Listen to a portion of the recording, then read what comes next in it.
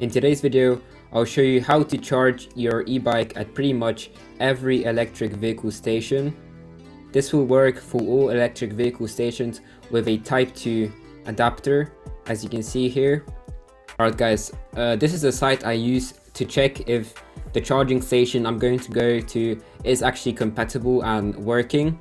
This is PlugShare, and let's say we are going to go to this location over here and we want to use a charger there.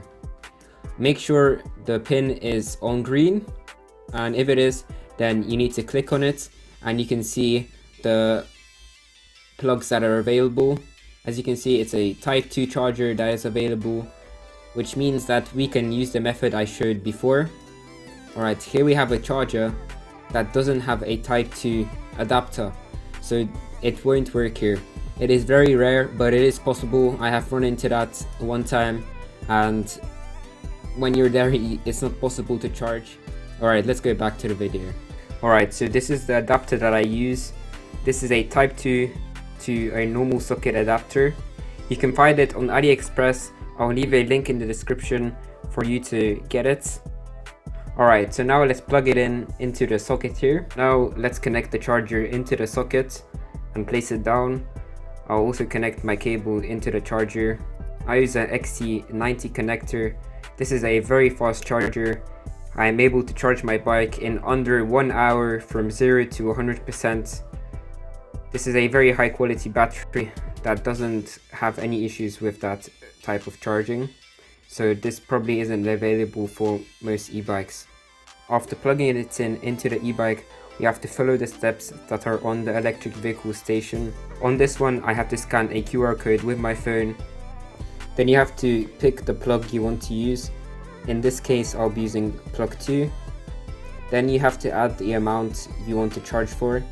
It starts from 100 watt on most of the chargers that I've used, so I'm going to use the smallest amount since I'm not going to use even 4 watt on a full charge.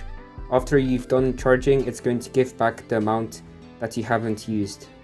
Alright, so after paying, it's going to start giving power to the charger, so then you can plug it into your bike.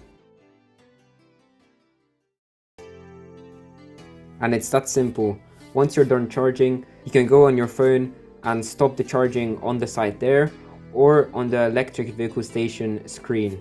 You can also see on the site how much power the charger actually used and how much power it was pulling continuously.